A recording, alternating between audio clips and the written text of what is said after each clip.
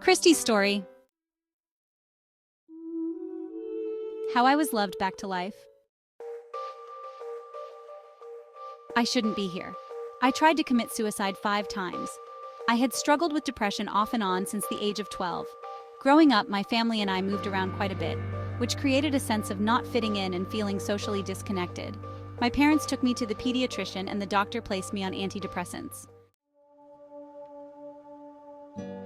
Despite this, I was bullied in high school and never felt very welcomed by teachers or students in every new school. I managed to get through high school and college, although during this time I developed the propensity to self-medicate with alcohol. My first suicide attempt was the year before I graduated from nursing school. I got counseling and was put on more medication before being released from the psych facility.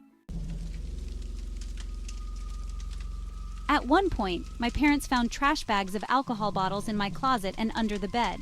That's when I moved out and into an apartment with a roommate, and the drinking began to spiral out of control.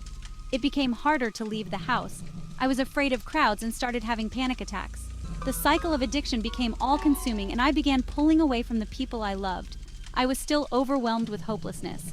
My life continued with a struggle for control. I had eliminated alcohol for 6 years through Alcoholics Anonymous, but other areas seemed beyond my power to manage. One night, in a moment of loneliness and desperation, I drank an entire bottle of tequila. Then I took a gun outside and pulled the trigger. The gun jammed for no known reason. I called my dad and a friend. The next day I was taken to a psychiatric facility. I was on multiple medications: Adderall, Trazodone, Ativan, and a myriad of antidepressants. Given my alcohol history and recent suicide attempt, the inpatient psychiatrist decided to cut off the benzodiazepines without a taper. I began having auditory hallucinations. I thought the staff were plotting against me, and I was hearing things that weren't congruent with reality. I was then prescribed clonazepam and phenobarbital to lessen the withdrawals. I was released to an intense outpatient treatment program, but I was still overwhelmed with hopelessness. I met and befriended several others in the program. At one point, I witnessed one of these friends attempt to end his life using a strong narcotic. My ICU nurse training helped me begin to run a code and call EMS as he went into respiratory distress. He survived and recovered, but it gave me the idea. One day, I dropped my son off with friends and checked into a hotel an hour away. I did the same thing that my friend had done. 3 days later, I woke up unable to feel my left side. I hadn't moved positions since losing consciousness and now found myself alone in the same hotel room. I was terrified and called my dad. My family had no idea where I was and had filed a missing person report. Once again, I was admitted back to the psychiatric facility. This was when my mom heard about the residential Nedley Depression and Anxiety Recovery Program in California. A family friend was attending a conference in Texas. My mom had a pressing inclination to text her friend to ask if Dr. Nedley was there. Her friend texted back saying, "You'll never guess who is standing right in front of me." It was Dr. Nedley. Although unsure that he could help someone as severe as I was, my mom's friend explained the situation. Dr. Nedley told her that I was actually like the typical patient that he treats in the residential program. He offered to make a spot in the August 2016 program. Mom presented the program as a resort vacation at which I'd be able to hang out by the pool. That got me there, but it turned out to be more like a boot camp. When I first arrived, I wanted little to do with the program. I didn't feel like I fit in and felt like this program could never help me. I had struggled with spirituality off and on my whole life and wanted nothing to do with God. I also wanted to smoke cigarettes and was disappointed that this was a tobacco-free program. I was ready to leave the program and had started packing bags. My therapist showed compassion and understanding and was able to convince me to unpack. But I was still not engaged in the program. I tried to leave 4 more times. The 5th time I tried to leave, the program administrator came to my room. After talking to me for a while, she then did something that perplexed me. She started crying. I first thought it was strange that someone would care so much about me. As I was walking down the stairs, bags in hand, Dr. Nedley blocked the way between the front door and the stairs landing. He asked me, "In what way has being here harmed you?" I had to honestly answer, "It hasn't." I continued to insist upon leaving, but realized that for my own safety, Dr. Nedley couldn't let me check into a hotel room because of my past suicide attempt in a hotel room. He knew I wasn't in a healthy place to make safe decisions on my own. Dr. Nedley then called my parents to notify them of a change in condition. My parents responded with, "Do everything you can to keep our daughter there because we know it will help her." At this point, Dr. Nedley told his staff that they would need to admit me to a Sacramento psychiatric facility because they didn't have the one-on-one staff to watch me.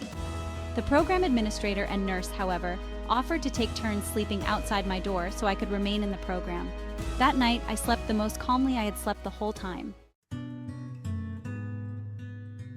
The next morning, I was ready to engage. The residential program lasts a full 10 days. Even though I only fully participated in the last 4 days of the program, I still had begun to taper off the benzos, quit smoking, think clearer, and generally feel better. But Dr. Nedley said that I needed to stay longer since I hadn't engaged in the full program. I told him I would think about it. I had a date back at home with a multimillionaire that I had met in rehab that I didn't want to miss. So I decided to go home. Dr. Nedley left me with, you know where we're at. Once home, I kept up with a lot of the principles of the program. One component I consistently did was exercise. On one of my long runs, I saw the house of a family that I had been encouraged to get to know by Dawn, the spiritual counselor. Not wanting to meet them, I turned to run the other way only to see a water tower that reminded me of the one at Weimar, where Dr. Nedley runs his program in California. This is when I realized I was running from myself. But wherever you go, there you are. The love of the staff of the program was unlike anything I had ever experienced. I decided to go back to California for 2 weeks with the extended stay program. The love of the staff of the program was unlike anything I had ever experienced. They continued to go out of their way to make sure of my success. Priscilla, the nurse at the time, and I became close friends. Through this friendship, I saw the impact God can have on one person's life. As I studied the Bible with her, I found new meaning and purpose. Since then, I've continued to rely on God in a practical way. I am now one of the 10-day residential program nurses and work with Dr. Nedley numerous programs per year. I get to give back to others what I was so freely given. At home in Texas, I now work in a cardiovascular intensive care unit recovering post-op heart surgeries, vascular surgeries, and intensive care patients. I have been offered more leadership positions at work and at church.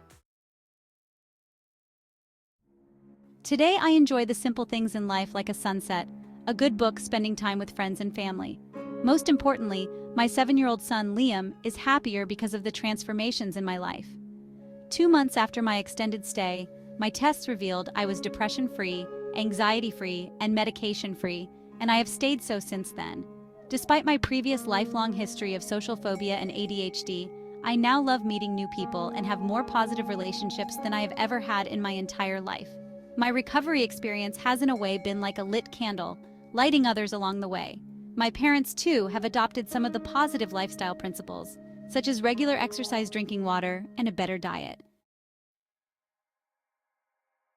I am now grateful I suffered from such severe depression, as it has brought me to learn and follow the tools that bring consistent emotional health to a place where I can glorify God and give my testimony. There is a plan for each of our lives. I claim Jeremiah 29:11, "For I know the plans I have for you, declares the Lord, plans to prosper you and not to harm you, plans to give you hope and a future."